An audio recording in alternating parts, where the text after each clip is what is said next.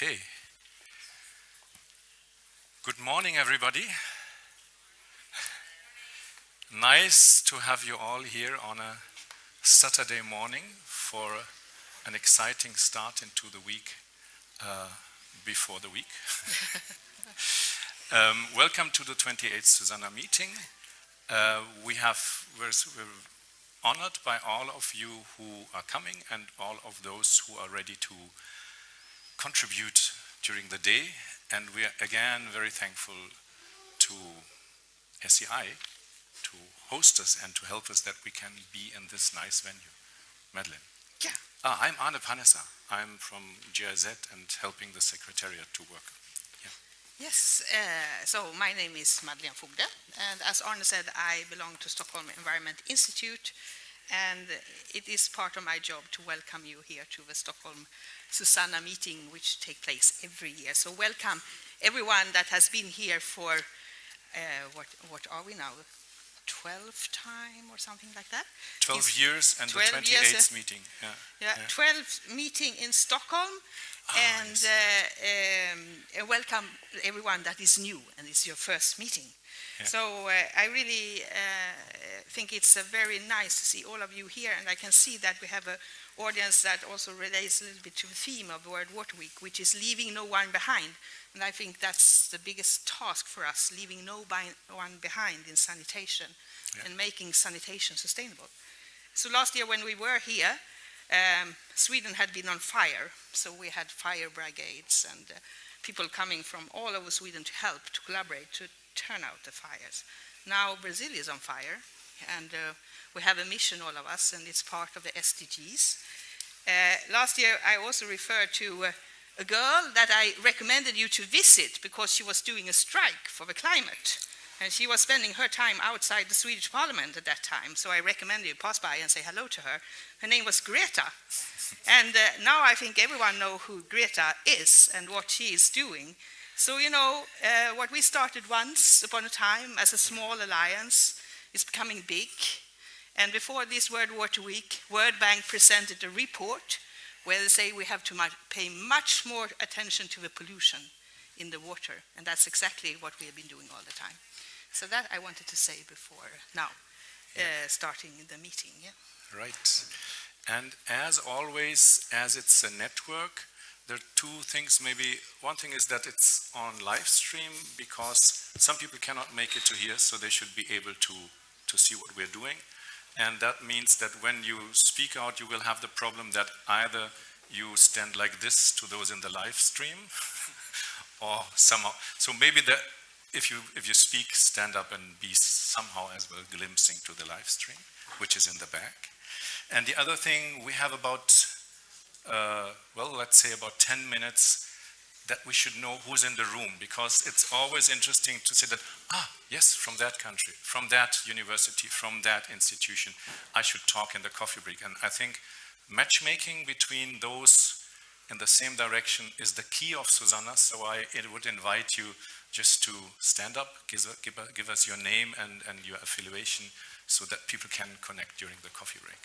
And that's Franzi to start and then to go around with a microscope. Okay, I will start. My name is Franziska. I work at the SuSanA Secretariat, and I'm super happy that it finally starts, that I can be here with all you today. And for all the presenters, I'm collecting the PowerPoints in case you're wondering where they should go. Okay. Good morning. My name is Léo Heller. I'm the Special Rapporteur on the human rights to safe drinking water and sanitation. I'm from Brazil. Good morning. Okay. Hello everyone, I am Rahul, R-A-H-U-L Rahul, and I am from India and I work with GIZ. Thank you. Hello, good morning everybody. I am Vinod Kumar Jindal. I am a Joint Secretary from Government of India dealing with the Swachh Bharat mission, that is Clean India mission. Thank you. Hi, good morning. My name is Anil Prakash. I am from India again. I am working with Mr. Jindal in the National Project Management Unit, Swachh Bharat Mission Urban. Thank you. I think Cecilia, it's you. Hi, I'm Cecilia Rodrigues. I also work for GIZ on the SuSanA Secretariat. I'm happy to see you all here. Hi everyone, my name is Shobana and I work for BORDA Germany and also partly supporting the SuSanA Secretariat. Hi, good morning. My name is Bella Monza. I work for GIZ in the area of washing schools. Hello, my name is Amanda Malahan and I'm working with the Climate Friendly Sanitation Project with GIZ Zambia. Hello, good morning. I'm Alice Brandt and I work for Sanitation for Millions with GIZ in Germany. Hello, I'm Ulrike Pokorski and I'm heading the Sanitation for Millions program. Hello, my name is Dorothy Spuler. I work for Airwalk, the Swiss Federal Institute for Aquatic Science and Technology. Hi, my name is Lara Nassar. I'm from Jordan. I work with Borda Weska, and I'm also the regional coordinator for the West Asia and North Africa chapter of SuSanA. Good morning. I'm Anahit, and I'm from Washington. We work on USAID-funded Wallace project. Hi, I'm Richard Rapier, and I'm with Anahit. Hi, my name is Deepa. I'm from Athena Infonomics, and what a research consulting firm. I'm here to present the FSM Toolbox, hoping more people have heard of it after today than before. Thank you. Good morning, I'm Sarah Dickel. I'm a research fellow at the Stockholm Environment Institute, and amongst other things, I'm working on measuring the social outcomes of wash services. Good morning, everyone. My name is Elizabeth Wamera. I work for the Water Supply and Sanitation Collaborative Council based in Geneva. Good morning, everybody. My name is Achai Mshauko Sanarse from Zambia, working with GIZ. Good morning, everyone. I'm Eva Manzano. I work for COST in Canada. Good morning, everyone. My name is Matilda. I work for Lusaka Water and Storage Company in Zambia. Good morning, everyone. My name is Awa Jain. I work for the World Bank based in Washington, D.C. Good morning, everybody. I'm Lourdes Valenzuela from Aguatuya. I'm also coordinator of SuSanA Latin America. Morning, my name is Gustavo Heredia, Aguatuya, Water and Sanitation, Bolivia. Good morning, my name is Renato Montoya, is Aguatuya from Bolivia. And good morning, my name is Sven Norén. I'm a member of a private organization to support village in Kenya. I don't really work, I'm retired. I don't. My name is Vishwanath. I'm from a small group called Biome Trust from Bangalore in India. I'm Shubha with Mr. Vishwanath from Bangalore. I'm Dipinder Kapoor from India. I work with the wash sector broadly, and NIUA pays my salary. Good morning. I'm Fritz Salien with ISAN Consulting, Germany. I was told to face the live streaming camera. So I'm Kitchinme Bawa. I work with the African Ministers' Council on Water. Hi, I'm Katie Allen and I'm a student at WEDIC and I'm looking for a job if anybody is hiring. Good morning, everybody. I am Christophe Legelet. I'm from Programme Solidarité PSO based in France. Hello, Colette Geneveau, also at PSO in France. Hi, I'm Jan Schlenk. I work with GIZ in the sector program Sustainable Sanitation. Hello, everyone. Daniel Diva is my name, and I work with the Stockholm Environment Institute. Happy to be here. Good morning, my name is Elisabeth Kvarnström and I work for Research Institutes of Sweden with sanitation and recycling. Hi everybody, I'm Peter Hawkins. I've worn many hats and the hat I choose today is the FSM Alliance. Good morning, everyone. My name is Mwansa. I'm from Lusaka Water and Storage Company, Zambia. Good morning, everyone. I am Isaki Raj, working with GIZ India and in the state of Kerala, coordinating the sustainable urban development projects. Yeah. Good morning. My name is Sarah. I'm from Lund University. Good morning, everyone. Thilo Panzerbieter, German Toilet Organization, and member of SuSanA since the beginning. Good morning, everybody. I'm Kim Anderson at SCI as well. Very happy to have a lot of people here.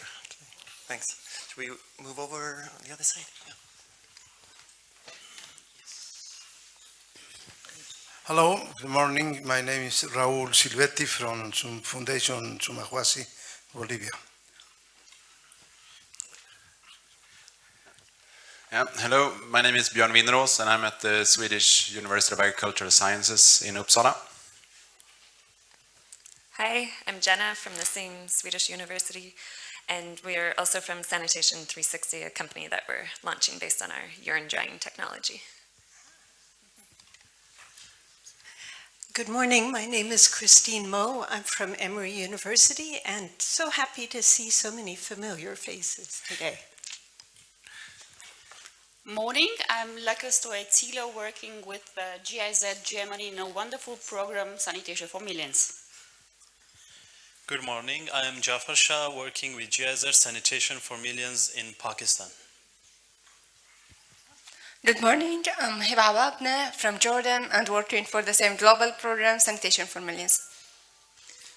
Good morning, I'm Jumana from Jordan. I'm working with GIZ Jordan. Sanitation for Million. It's my first time attending this amazing, I don't know what to call it, maybe it's a new opportunity for me to know more people and learn more about sanitation. Thank you. Good morning. I'm Verena from Germany, working for WECF. Good morning, I'm Monica. I'm a student from the Swedish University of Agricultural Science, and I have been doing my master thesis in collaboration with SCI in sustainable sanitation. Good morning, everyone. I'm Tamka Julius. I'm part of the team from Lusaka Water and Sewerage, Zambia. My name is Francis de los Reyes from North Carolina State University in the US. Hi, my name is Lisa Burgess. I'm the toilet team leader for UNICEF in New York, dealing with the ending open defecation in the top 25 countries, market-based sanitation, urban sanitation.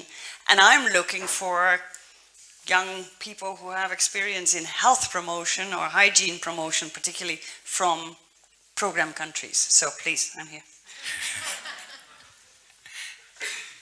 Good morning, everyone. My name is Dennis Malambo. I'm with Lusaka Water and Storage Company, Zambia. Thank you. Good morning. I'm Wilson Shane from Lusaka Water and Storage Company in Zambia. Thank you. Good morning. I'm Kirite. I'm working for a rural development project for GIZ in Bolivia. Good morning, I'm Alix Lerebourg and I'm from WEDEC, UK.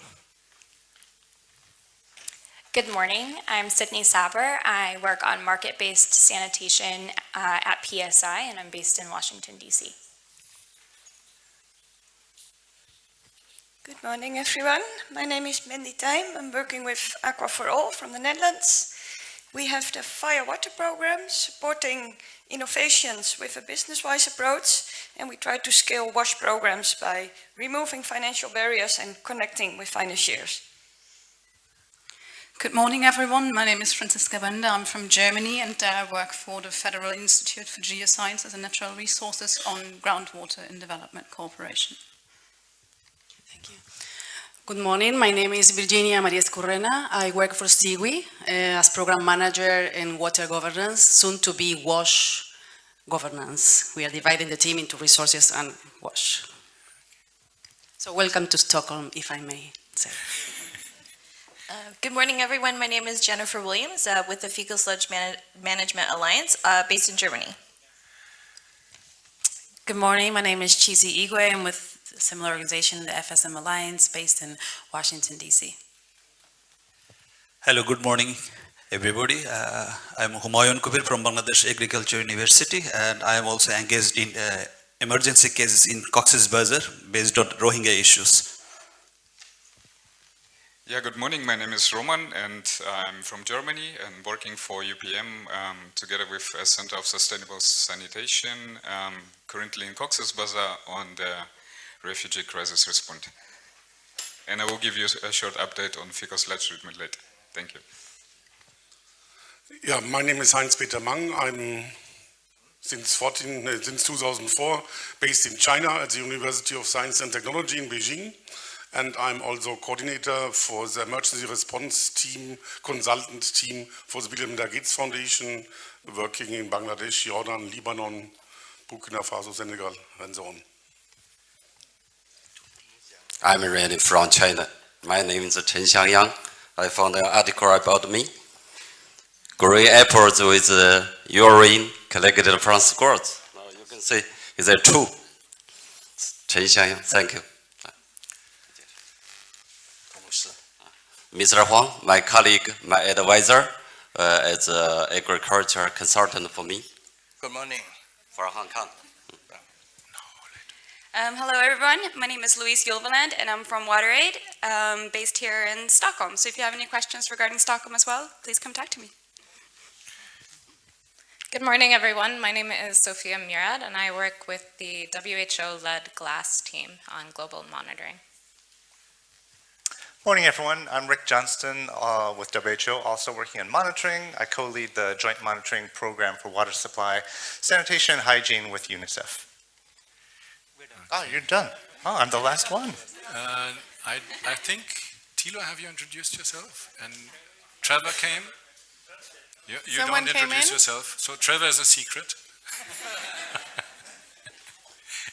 And there are more secrets in the room. Maybe those who came late, can they show their hand and introduce themselves? Good morning, everyone. My name is Trevor Sarge, work for GIZ and currently based in Zambia.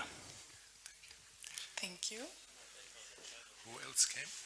That's it for the moment? You did. Did you? Hi, my name is Judith, and I'm an intern at SuSanA Secretariat right now. Okay, thanks everybody. And we're more or less on the dot on time, nearly. And we have 40 minutes for 4 keynotes, and we're very honored by those who are coming to us and giving these keynotes. The first keynote will be from the Special Rapporteur on the Human Rights from the UN, Léo Heller, from Brazil, and I think Cecilia would be better in spelling this out, the Oswaldo Cruz Foundation in Brazil, that's where you now, and you were professor at the Department of Sanitary and Environmental Engineering at the Federal University of Minas Gerais, something like that, okay. You did research in Oxford, easy, and you're Dr. Honoris Causa from the University of Newcastle. We're very happy to have you here, and the floor is yours for your keynote. Thank you very much.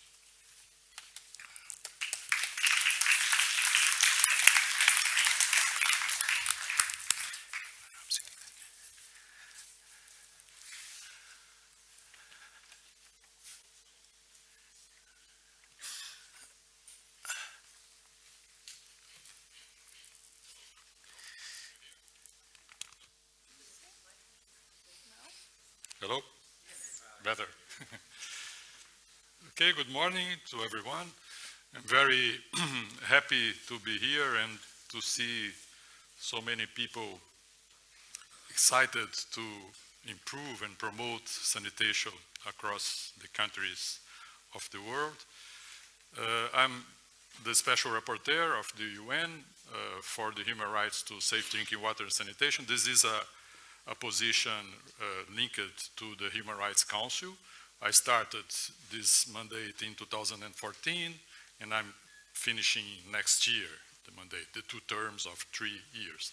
And one of my activities is exactly to promote those rights, and this is a very unique opportunity to talk to people working on sanitation, and as you know, sanitation is the poor cousin of this couple, water and sanitation, and there is a lot to do to improve the situation of the population on the access to sanitation. As you know, the access of the population to sanitation services is very low and behind the access to water. According to the latest JMP report, less than 50% of the world population have access to safely managed services. And when we look to the rural areas, the figures are worse. And safely managed services is an acronym that the SDGs are using to establish a level, the highest level of the access to services. And the definition of safely managed sanitation has some alignment with the definition of, or the standards of the access to the services through a human rights standard.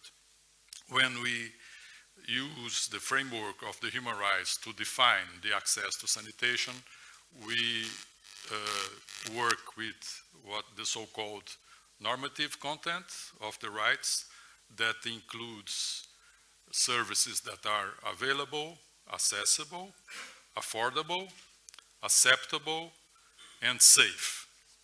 So I would say that what you call sustainable sanitation also has an alignment with this content. We need to make sure that all these 5 elements of the content is ensured when we discuss and we promote an access to sanitation. There are also 2 other elements that we add to the normative content to of the right to sanitation that is not present in the normative content on the right to water, that are privacy and dignity. Privacy and dignity are very key to the access to water and sanitation because we are talking mainly about gender equality. And I think that privacy and dignity can be an indicator, can be a proxy when we look at a level of services that is promoted to access to sanitation in order to see if the human rights are contemplated in this effort. When we can see the situation of the dignity and privacy of women and girls in the access to sanitation, we have a proxy of a good performance in terms of human rights compliance. So this is very, very key to think always in the situation of women and girls compared to men and boys. In a report that I submitted to the Human Rights Council on gender equality related to water and sanitation, this was one of the elements that I explored, and I remember that one key discussion in this report was the access to LGBTI people, mainly transgender people, to public toilets, to public sanitation. So we need to think strongly on these parts of the population that usually are left behind on the access. Other elements that we use to approach the human rights to sanitation are some principles that are common to several human rights, like the principle of the right to participation, the right to information, that is very key when we talk about sanitation, the principle of the progressive realization of those rights using the maximum available resources. We are talking about obligations of states. The states have obligations to fulfill, defend, and promote human rights. So the states are supposed to use resources, the maximum available resources, to increase the access to sanitation. And unfortunately, we are seeing that some countries in the world are not making the necessary efforts for that. And one very key principle for the human rights is the principle of equality and non-discrimination. And inequality, unfortunately, is a very concerned standard when we look at the access to services, to water services and to sanitation services. We often can see inequalities when we compare urban and rural population. We always see inequalities when we compare different levels of wealth in the population. There is usually a strong inequality when we compare the outcome of the services in the gender relations. We can always see in big countries an inter-urban inequality. It's very frequent that people that live in informal settlement has a very, very low access to the services. So inequality is something that is very important to address. I would say that the monitoring of the SDGs is doing a very good job to highlight several layers of inequality. It's very important not only to show the inequalities, but also to inform policies. We don't have good policies to what we don't know well. So the latest report of the GMP is precisely about inequalities, and there are several information that we can use to think on this pattern of inequalities. Of course, there's much more to do. We have an availability of some data, but it's important to progress increasingly in terms of identifying and highlighting those inequalities. One important question on that is to think that the inequalities usually take place together. In other words, there are different layers of inequality that are usually together. One exercise that I and my team made in Brazil to help the Pan American Health Organization to understand the access to sanitation in the region compared two groups. One group is a person that is urban, white, and educated against someone that is rural, black, and non-educated. And we compared the access in countries between these two groups, and the gap is absolutely huge. For instance, in El Salvador, the difference between the access into these two groups is 92 percentage points. The first group has, I would say, 95% of access, the second group 2% of access, or 3% of access. So it's important to think always on that.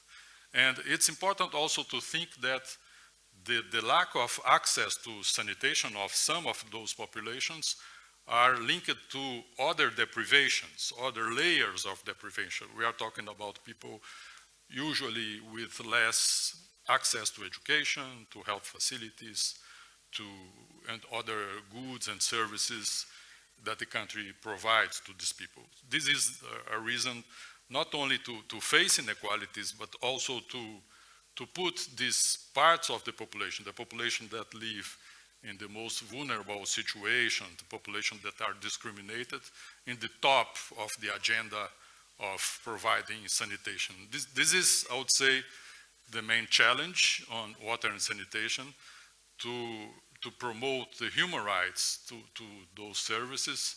There is a need of a shift in the political orientation of most of our countries.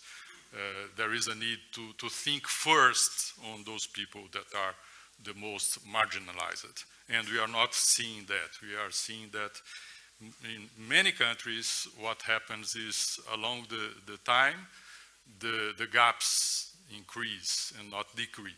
So this is a signal that the priority is the usual, business as usual, and not, and not the prioritization of those populations. So to finalize, Cecilia raised it already.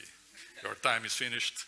To summarize, I would say that if we look at the sanitation policies in countries where those inequalities are high, the correct way to inform those policies is to shift the priority and to provide services exactly to rural populations, to poor population, to people that have practices a religion that is not the predominant religion of the country, to some ethnicities, to the informal settlements. So this way we are exactly complying with the human rights standards, and we are doing this gap, eliminating this gap, and make equality and non-discrimination the norm of the service provision. Thank you very much.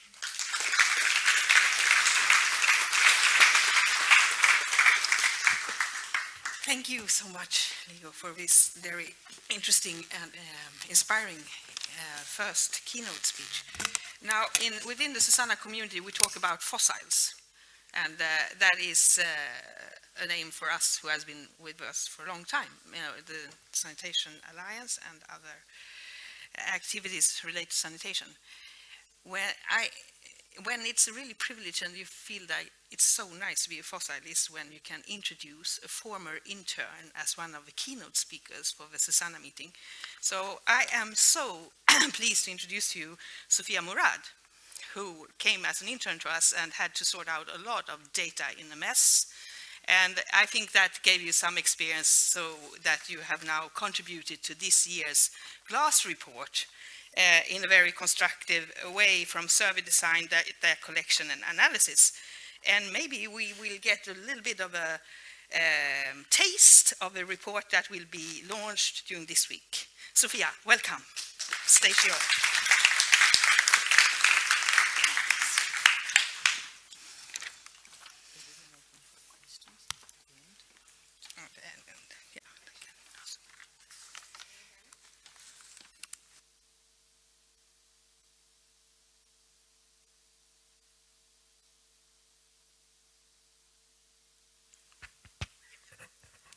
Okay, perfect. Good morning, everyone. My name is Sofia Murad, and I am working for the WHO-led GLASS team, as Madeleine said. Today I wanted to talk to you a little bit about global monitoring, because that is what I'm working on, and how countries are setting targets for themselves under SDG 6. And this is something that we dive deep into the GLASS report, which, as Madeleine mentioned, will be launched later this week. So I hope to give you a little bit of preview on some of our findings and talk about how global monitoring and SDG 6 is being applied on the country level. So this is what we're working under, Sustainable Development Agenda, right? It's 17 goals that have been outlined. But I think something that's important to do is consider how we got here and what this means for countries. And really consider and reflect on the MDG agenda, what the outcomes of that were, and how that has led up to this. So the UN has really recognized that the MDG agenda really promoted concrete actions for countries to work under using this common framework. But they've also, you know, one of the implications is that the MDGs resulted in countries setting very rigid national policy agendas for themselves, which means that they were working towards these international benchmarks that weren't necessarily applicable to their country context or taking into consideration some of their own human development shortfalls. Because of that, the Sustainable Development Agenda outlines that SDG targets are defined as aspirational and global, with each government setting its own national targets, guided by the global level ambition, but really taking into account national circumstances. In this way, the SDGs are encouraging countries to establish their own medium-term plans and national targets, and really take a more critical approach and use evidence to decide what targets are best for them. But also using the SDGs as these inspirational benchmarks that we can reach towards. So what's our inspiration in this room? SDG 6, I think. So SDG 6 is aiming for water and sanitation for all, as many of you know. And in terms of the targets, there's 6 outcome targets and 2 means of implementation targets. I'm sure many of you are well aware and work with these quite a lot. 6.1 and 6.2 are based off of previous MDG targets, and these are in drinking water and sanitation with the addition of hygiene. 6.3 to 6.6 are broader water context with also wastewater quality in 6.3. And 6A and 6B are these additional means of implementation targets that I at GLASS am working with to monitor. And these are the additions, and both Rick and Kate from WHO are here later today. They work with some of these outcome targets, and we at GLASS work with 6A and 6B. And all of this falls under the UN Water Agenda. So, as mentioned, these means of implementation targets are newer aspects of the SDGs. And Target 6A is looking on expanding international cooperation and capacity building and support. Target 6B is looking to really strengthen the participation of local communities, which is something that Léo Heller also mentioned in terms of participation. And while we recognize that there's really a great deal of work that's needed in order for these to be monitored better and better understood on a country level, the inclusion of these in SDG 6 have really raised the profile and the importance of the monitoring environment itself. So how do we translate global WASH targets to countries? The SDGs, as I've said, they really encourage countries to define their own national WASH targets and establish plans that can really help support these. They encourage countries to aim for very realistic targets on the medium term, and targets that can really help consider the rural and urban differences or other special considerations that each country may have at hand. And it's very important with especially the means of implementation that WASH sector institutions are considering what resources they have available. At GLASS this cycle, we were very interested to understand how SDG 6 is being translated on the country level, and how it's looking for countries as they go to set these national targets that are drawing inspiration from SDG 6. So what we did was we did an analysis to try to align the country-reported national targets to the JMP service ladder. And I'm hoping today to give you just a little bit of preview on the findings, and the details can be found in the report later this week. So what we found in terms of sanitation was that most countries are setting national targets that aim for basic and limited sanitation service levels. That's to say they're setting targets for improved sources that are shared and unshared, and not necessarily mentioning or referencing anything regarding treatment. We also found that a number of countries are aiming for safely managed sanitation, universal safely managed.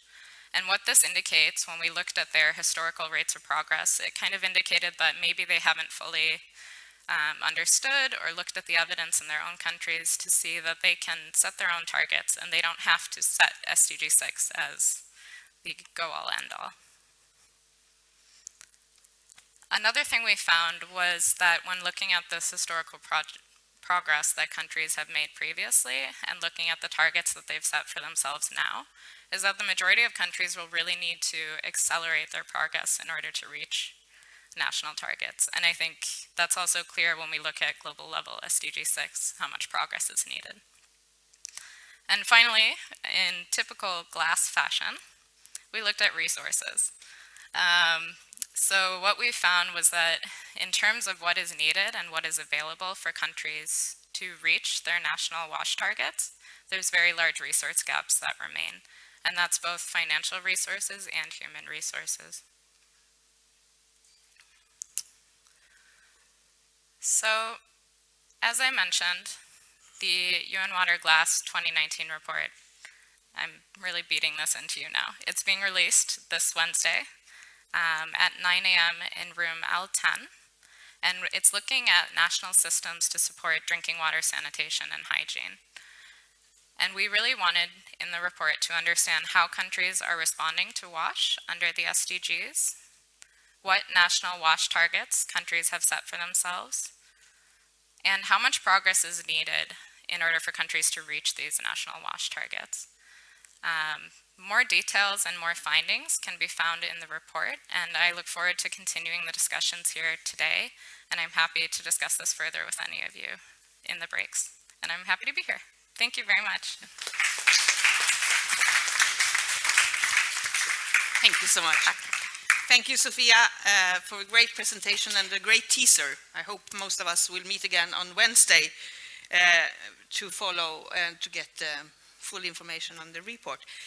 There are two things I would like to say is that we are, for questions, we will have a little heat of questions in the end, so you can have a chance to address some questions to the speakers.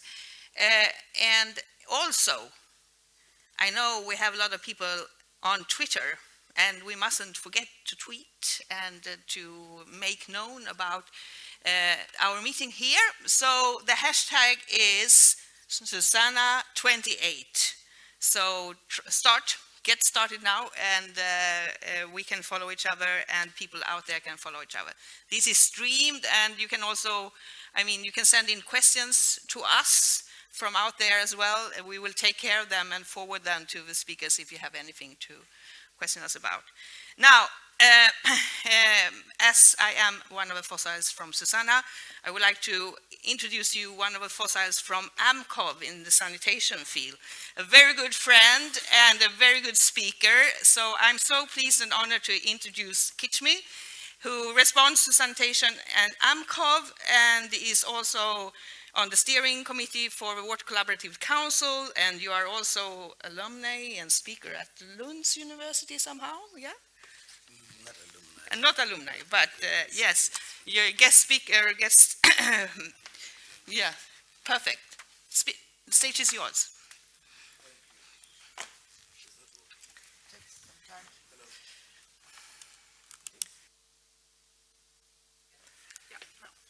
Okay, I'm on now, good. Cecilia, I hope this is not part of my time. Yeah, good morning, I'm very excited to be here. I have had many experiences at the SuSanA meetings. One time I came here, I was in Stockholm for 2 days and my luggage didn't arrive. And I had to make a presentation with my clothes that I traveled with after 2 days. It's good to wear a suit and come and talk to you today about the NGO commitments. And I'd like to start by making reference to what Léo Heller said about inclusive policy making in sanitation.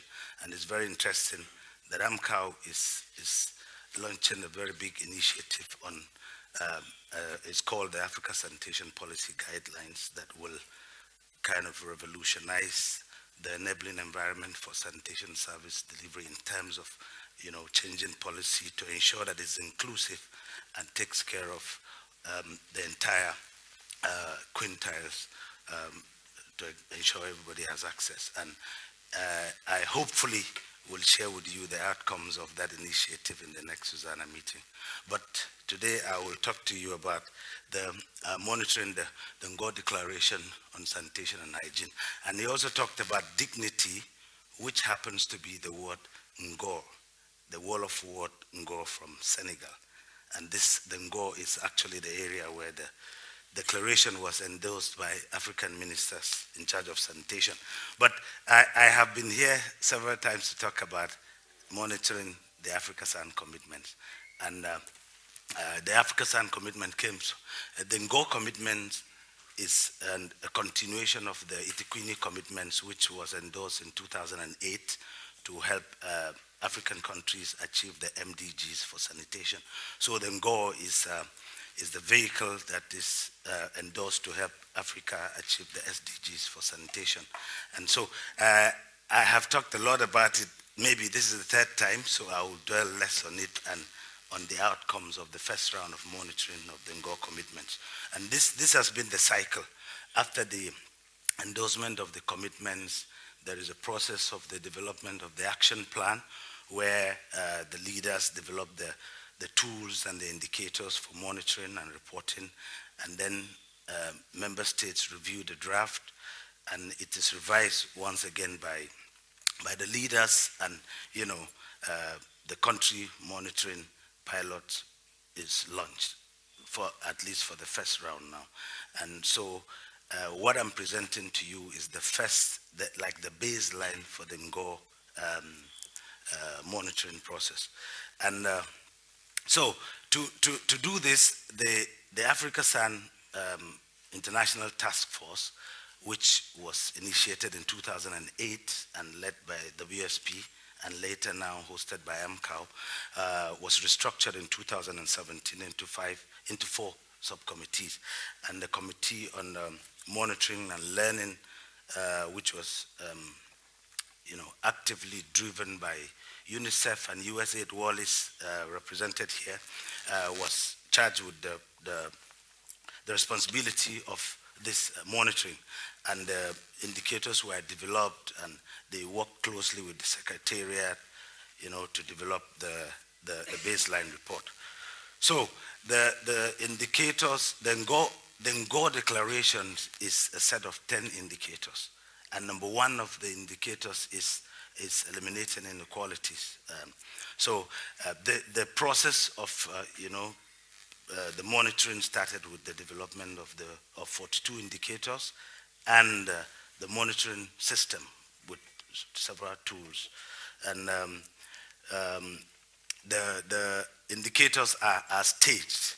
So the stage one of the indicators will focus mainly on the enabling environment, which we all agree is the foundation upon which any meaningful progress in access can be made and achieved. And the stage two is the country targets of that countries make based on their peculiar situations. And then there is this progression from the achievement of the stage two targets to the achievement of, stage one targets, which will lead to the achievement of the stage two targets, which will lead to the ultimate achievement of the vision of the NGO indicators, which is access to safely managed sanitation, hygiene, and ending open defecation. So this is the outcome of the first round of monitoring. And because the system uses a traffic light system to, the entire system is based on the traffic light system. We have, you can see for yourselves that the traffic light green means good progress, and yellow means limited progress, and red is, no progress at all. So you can see, you can clearly visualize that Africa has not made very good progress in mostly the enabling environment for sanitation service delivery. And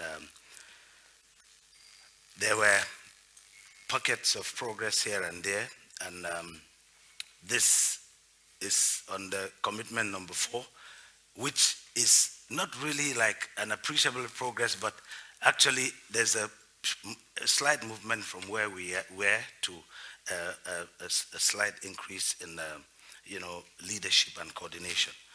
But the worst progress were made in the indicator on eliminating inequalities and financing, and the commitment to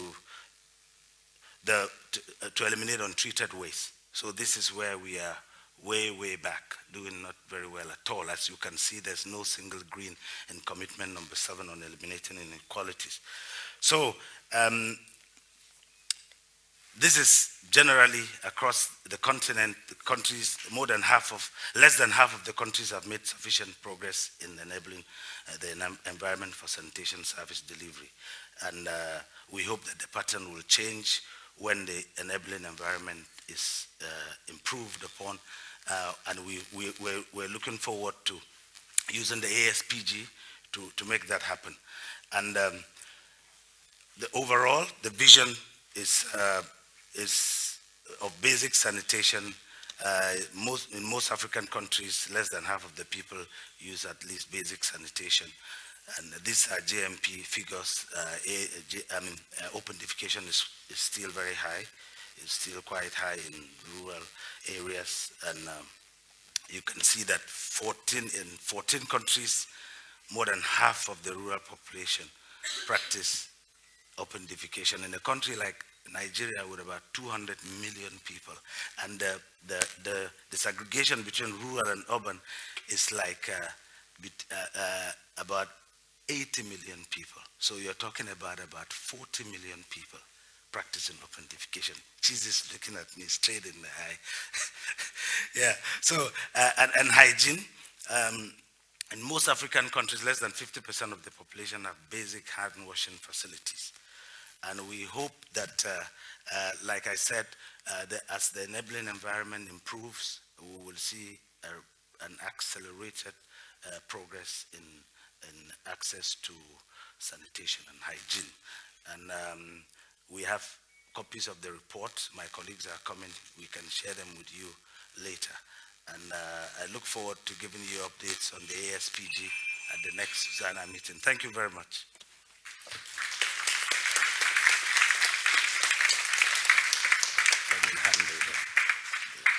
Thank you, Kitch. Wow. And I think it's an achievement to make transparent what's happening and what's not happening, and maybe this is a precondition to motivate leaders, governments, and everybody to have a joint effort and to improve things. So thanks very much for the presentation. From Africa, we are now going to India. We're honored to have Vinod Kumar Jindal with us. He's the Joint Secretary of the Swachh Bharat mission, and he's a civil servant officer, batch 1988. I'm saying that because it's a comparatively small group of people who are carrying the burden to bring the country along and are doing great stuff. And you have a prime minister who is saying, well, make a difference in sanitation. So I think you have a huge task, and we're very honored that you give us a glimpse on what you're doing. Thank you very much. Welcome. Floor is yours. I need a technician because it's a PDF, not a PowerPoint. Okay, we need the technician because it's a PDF and not a PowerPoint. Who is helping with that? Okay. Looks good. Maytag und get Endom Dome. Okay, great.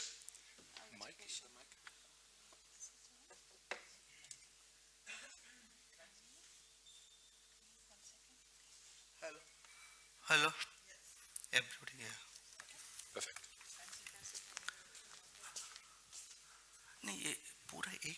Upper left corner. Anybody can remove the upper left corner, upper right corner.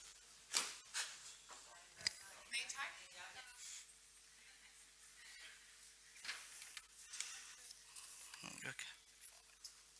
This one, no? Okay. Swachh Namaskar.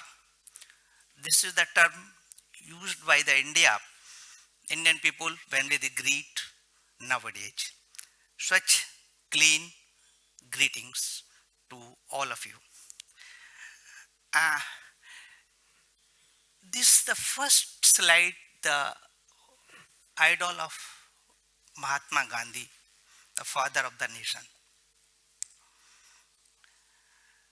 Mahatma Gandhi might be heard by many persons, might not be heard by somebody, but he is the father of the nation in the sense that he got the freedom of India from British in 1947 after a non-violence struggle. And the name is being told today, how the political person is coming, who is already expired today, is that we are talking today about the Swachhata or cleanliness or sanitation. He had told in 1914, when he visited, that if I have to choose one thing from the political freedom or sanitation freedom, I will choose sanitation freedom first. So this is the person who has told at that time, and he was worshipping puja, sanitation like anything.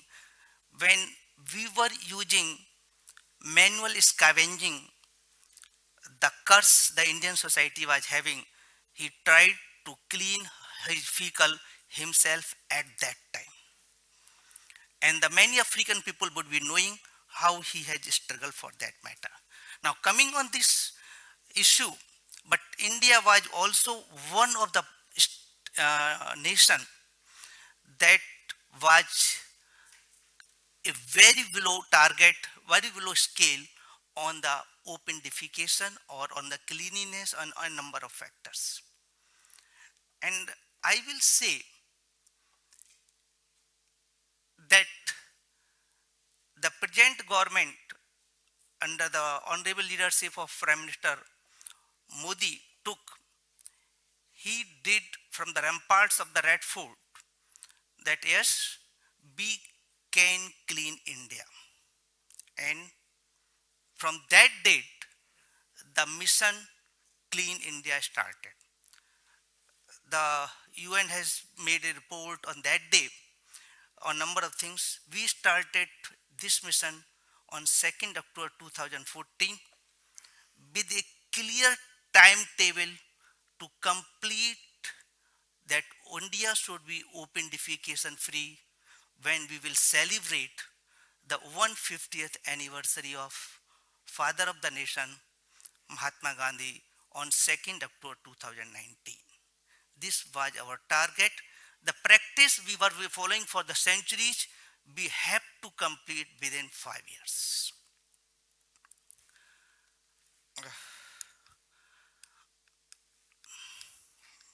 Anybody can help?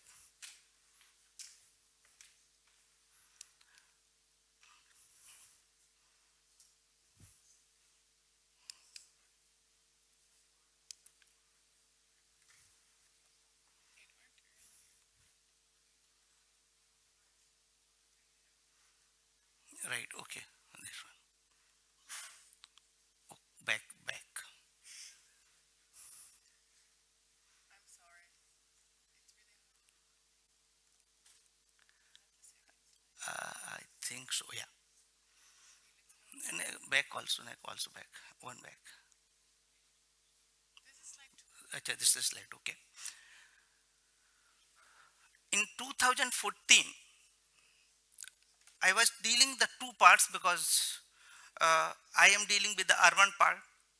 I will explain first the urban part and then I will take up the rural part. This program mission was, my ministry was dealing with the urban part and the other ministry was dealing with the rural part. Urban part, the problem was of the open defecation also, but at the same time, there was a problem which Human Rights Commission told that the people were not having sustainable, affordable sanitation services because they were living in slum areas. They were not having the land. They were forced to open defecation, and that's why we did a number of the policy changes. One of the basic change we did that sanitation is a fundamental right. And that way, even if you do not have the land, we will provide the community toilet at the place you are living. Now coming on the other issue, this is, everybody knows what the issue of the waterborne problem is there. But WHO report and all these things are there. We are all knowing all these things, but how to solve a problem of a country with 130 million people, 1.30 billion, more than almost double of the population of the Europe, and having an area less than 1/3 of the total area of the Europe. So the magnitude and alarmity of the problem is huge, and the time was very clear, 5 years. the survey was made, how many peoples are having the space. And the India is a typical character in the sense that it is a federal government. The mission was taken at the federal level and the state government has to implement. The survey was made and it was found that about 6.6 million individual household toilets are to be prepared in the urban areas, which covered about one third of the total population, that is 40 million. And the balanced persons who do not have the space or are defecating in the railway tracks, along the railway tracks, are to be provided some other arrangement, that is the community toilets. The other issue with VH, because this was not only a defecation, but it was also an issue of the solid waste management, because we are dealing with the urban part. So second issue was the 100% solid waste management also. And as he has told that we have to do IEC and capacity building, as UN Water has told. Government told in the urban part that the total government of India will incur about 14,623 from the central government, and the balance has to be incurred by the state government or the local governments, because about 50% of the federal funds are allocated to state government and local governments. And today the result is this. I am seeing this is the urban part. Please don't take it the whole of the India, because we are urban part. Almost all the provinces have the green color. All have been constructed, toilets have been constructed, except in Uttar Pradesh, a little bit changes are to be made, and which we are sure we are able before the committed period of the 2nd October 2019. We have out of 4,378, 4,284 cities have been declared ODF, that is open defecation free. Toilets, we have constructed about 6.4 million individual toilets, and please believe that these are the geo-tagged toilets, not the paper toilets. They are the geo-tagged toilets, and each toilet is third party verified. The government doesn't, central government doesn't believe upon the information given by the local government or the state government, but makes a third party verification even after the geotagging, because it is to be used.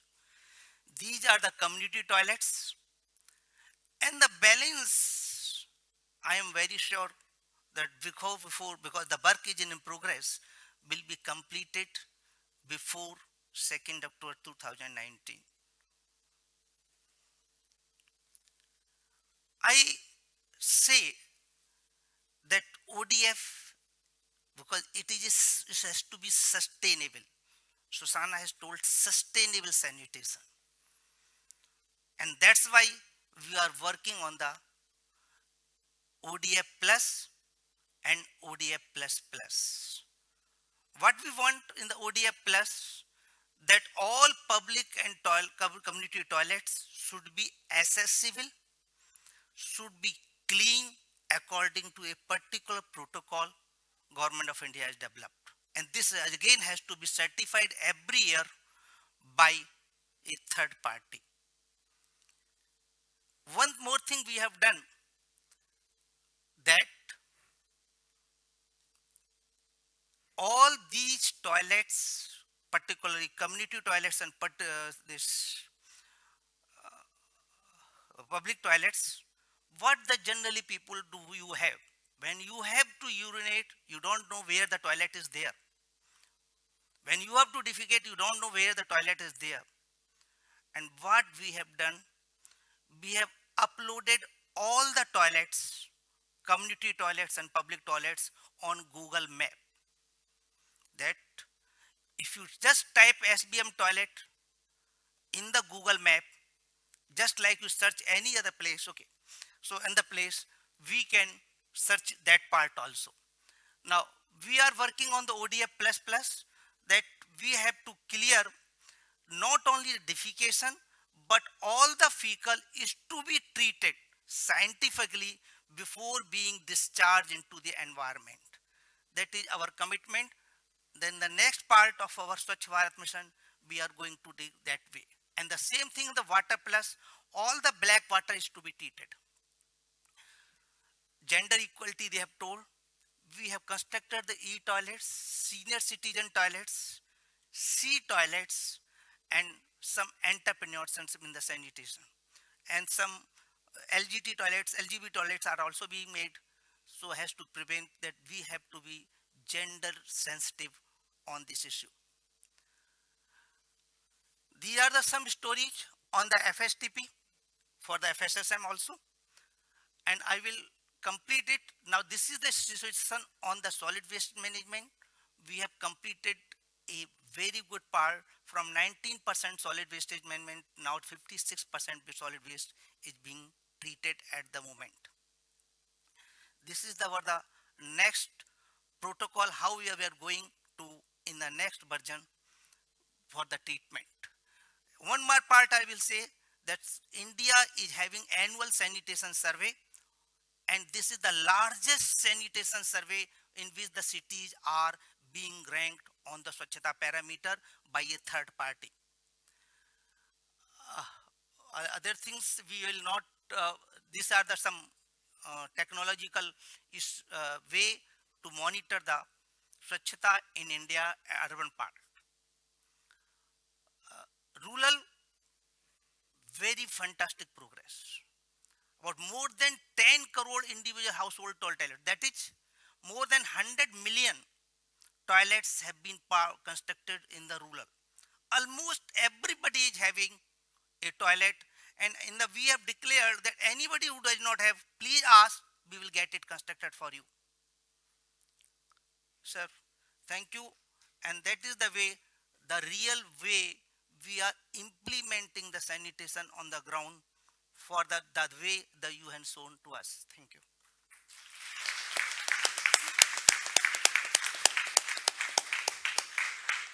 Thank you very, very much, Mr. Jindal. I think this is breathtaking. I think it's 100% in line.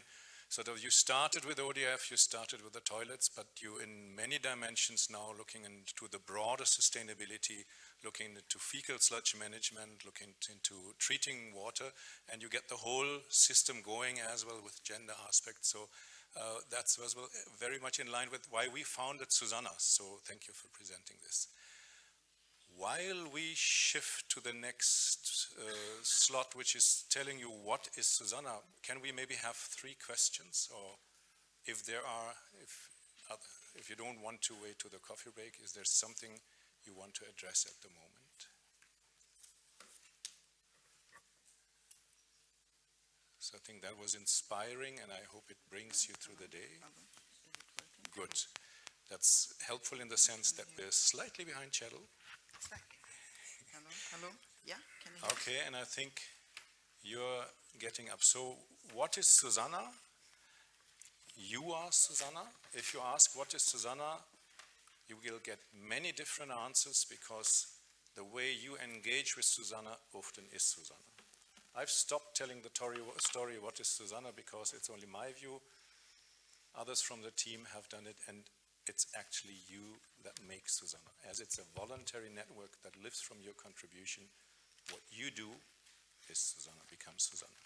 But we'll get a glimpse of how it's interpreted by these 2 ladies, and let's see what they say. Madeleine, you want to add what is SuSanA? What is SuSanA? We are all SuSanA. That's it. Here we go. Okay, over to you. All right, thank you very much. I'd like to thank our brilliant 3 keynote speakers that started the day. And for us, it was very important to set the tone and the energy of the meeting, which is completely and fully aligned with the SuSanA meeting, and the SuSanA vision, in the sense to figure out or understand what is the role of sustainable sanitation and how the alliance and a network as big as SuSanA can play, which role SuSanA can play. So in accelerating and contributing to the achievement of the SDGs. Before we start, we'd like to have a feeling of how familiar you are with SuSanA. Francie, how many SuSanA meetings have you been so far? This is my third SuSanA meeting only, second time in Stockholm. Yeah. And for you?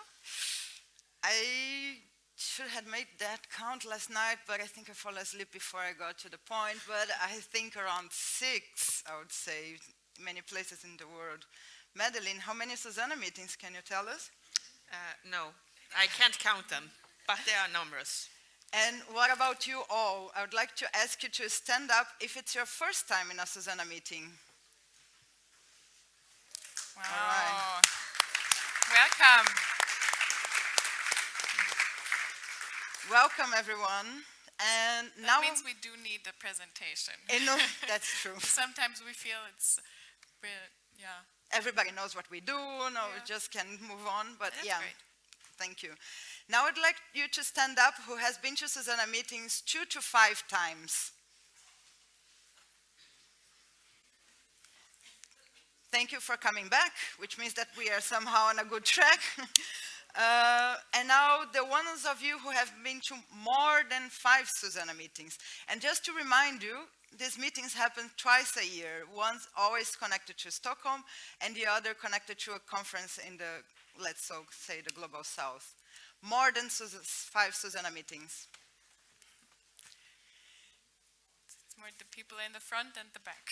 Thank you very much for being such a steady partner and members, active contributing to the network. And since we're a global network, we would also like to know who of you arrived from outside Europe? So who had a long travel? Stand up. Wow. So welcome. And thank you for taking the time to travel here. And next question, who of you is engaged in another network or alliance in the sector other than SuSanA? Please get up. Can take your time to think about it. But some, so we see SuSanA, we're not the only network, and also we have the task to coordinate with other alliances and networks, and we're happy, for example, that the FSM Alliance will be here today to do the meta-level collaboration. All right. So before we actually get started into the content that we have prepared for you today, last question. Who of you in the audience works towards sustainability in your work?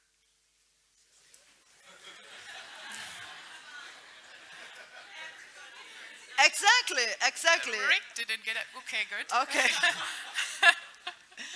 So that's the spirit. So that's the spirit that we'd like to fill the room, that we are all working towards sustainability, and regardless which corner of the sector we are coming from which voice we're speaking, we are all here to embrace the feelings of the sustainability criteria that was there in the SuSanA since its foundations, and trying to transfer it into our day-to-day work. So friends, I invite you to start giving us some brief introduction. This presentation gets started. Again, coming back to the question, what is SuSanA? So this is a bit more formal definition. SuSanA is an open, dynamic, and global network of today 11,000 individual members and 350 partner organizations working along the same lines and active in the promotion of sustainable sanitation. So further individuals and organizations are, of course, welcome to join. The strength of SuSanA, as Arne and Madeleine already referred to it, it's clearly the members, it's you. Without the members, SuSanA would be empty. And in Cape Town, at the FSM5 in Africa Sun, we were really lucky to celebrate the 10,000 member milestones. And in this picture, we see, other than all the SuSanA meeting members, BMZ giving a congratulating speech, and next to it, we have the WANA chapter who launched the Arabic SFD translation. Our second big pillar of strength is our partner organizations. So in this pie chart, we can see that almost half of the SuSanA partners are from NGOs, maybe local or international NGOs. This is followed by private sector in brown, 20%, and universities and research, 14%. And we're also happy to have celebrated the 350th partner organization who joined recently. It was the original Indian padman with his pad-making machine enterprise. And we will see a message from him to SuSanA later in the day. Now Cecilia will explain a bit about our story, history, and strategy. Yeah, thank you, Francie. For the ones who have not seen this picture, that actually was made on the occasion of the 10th anniversary of SuSanA, and it was a live drawing in the process that we were reassessing what we have done in terms of achievements in the sector and milestones that we have contributed and constructed as a network.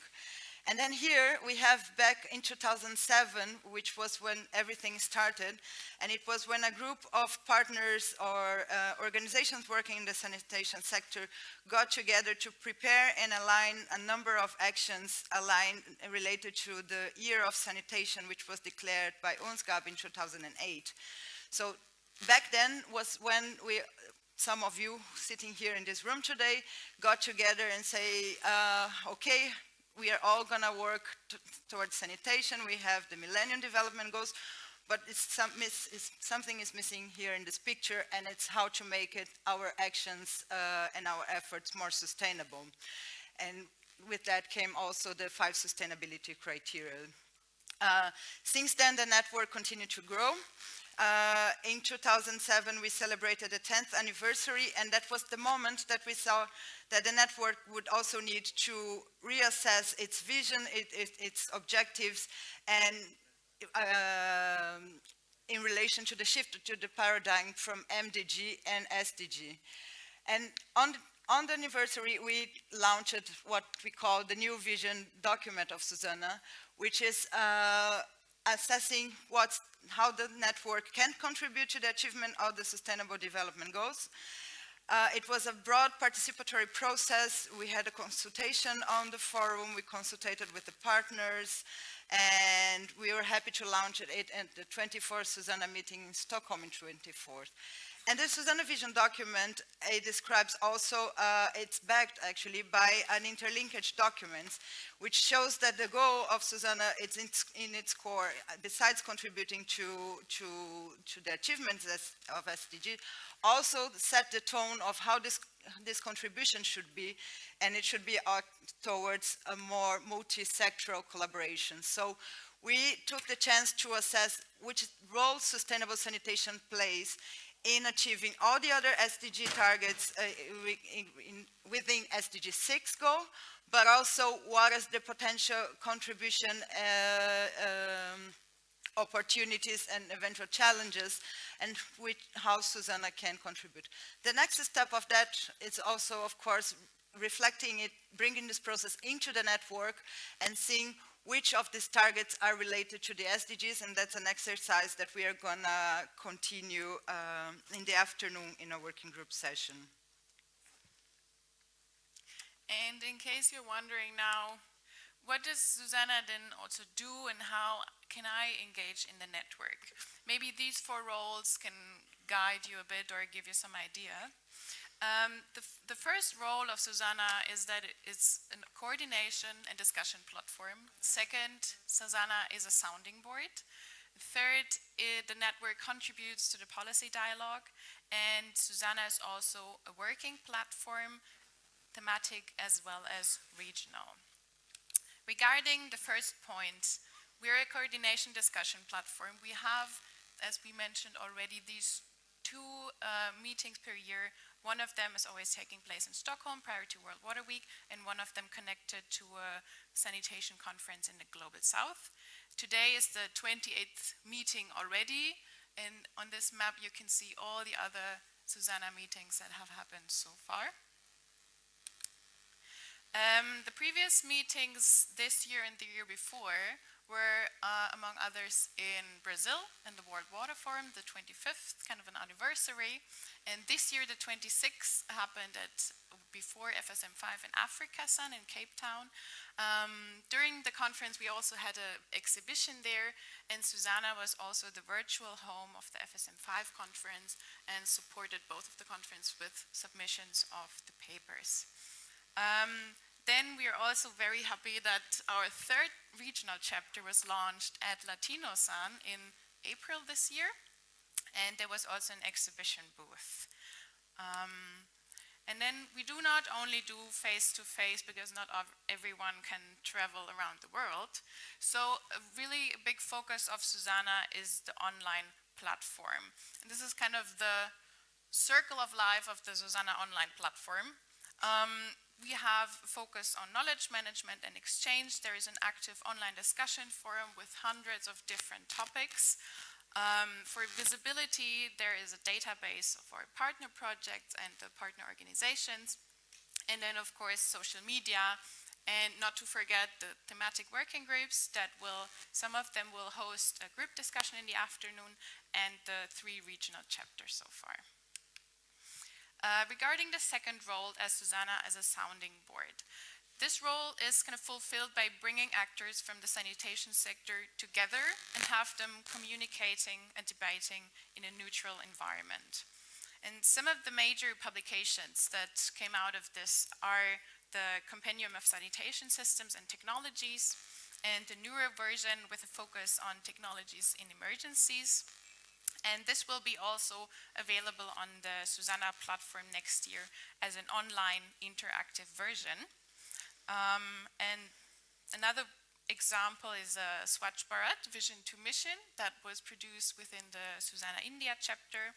And the latest publication that will be launched and presented today by my colleague Bella is volume 3 of the Washington School SuSanA case studies. Third role, SuSanA contributes to the policy dialogue. The network does that through the provision of a discussion platform again, the facilitation of meetings and inputs generated from working groups and the regional chapters. And we also do that by including the different constituencies of SuSanA into one discussion. And ultimately, we try to allow the members and the partners of the sector to speak with one voice. Yeah, thank you. And how do we work? Since its foundations, the working groups have been the backbone of the work that SuSanA does. So back in 2007, we had the launch of the fact sheets who position sustainability within the cross-sectoral approach, and we are now in the process of reviewing how this work gonna be done. But very importantly, with embracing a more decentralized approach, 3 regional chapters have been launched and currently exist in SuSanA at the moment, which is the India, the West Africa, North Africa, and the most recent one, the youngest one, which is Latin America. And I'm happy to see some of the regional chapters coordinators here in case you would like to interact with them. Can you please just wave Lara and Lourdes? They're here to support you. And what's come next? So, of course, we as a network will continue to serve our purpose in terms of serving as a knowledge management platform, serving as an exchange platform, trying to accelerate learning in the sector and trying to reach out to other sectors, as we have been doing by, as Francie just mentioned, some of the ways that we are doing. But SuSanA has ahead us a big challenge, and in parallel, all the things that we already do, we are embarking on an organizational development process. And that was decided last year during the core group meeting, which is the decision-making structure of the network. And last year there we had the endorsement that SuSanA should take the time to revisit its ongoing structures and to review how it's operating and how we could leverage and tap the potential that the network has.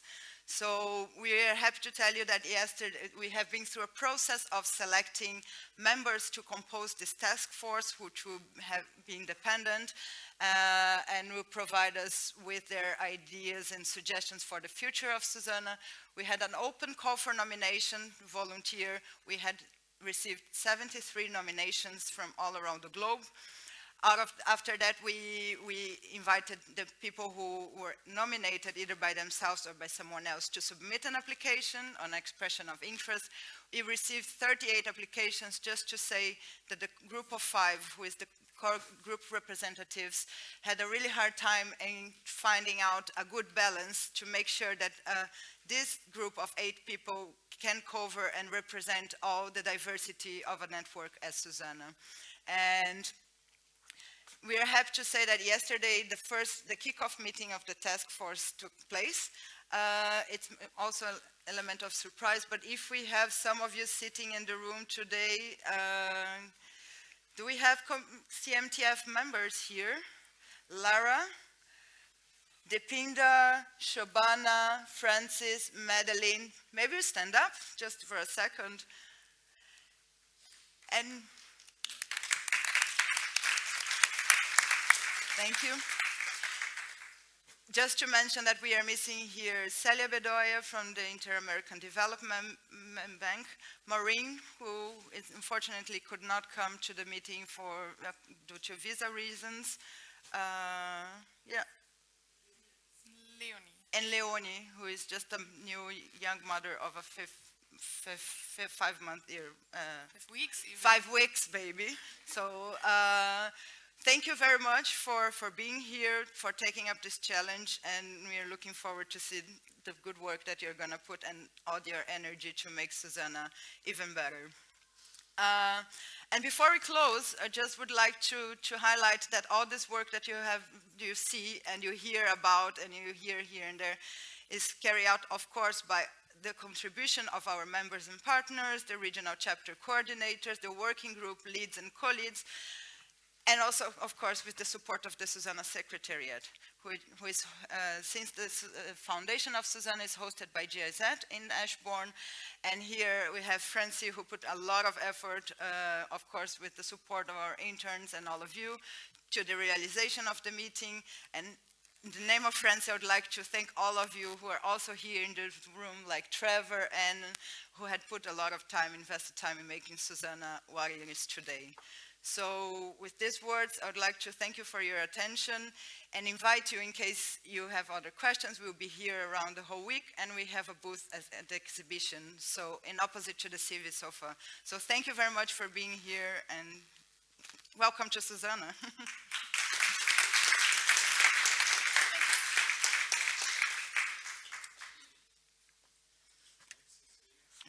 Thanks, Cecilia. Thanks, Franzi. You've made it to the first coffee break. Exchange, contact, enjoy, but be back in 15 minutes. 11:15, yeah? Thank you. Just shared you the password.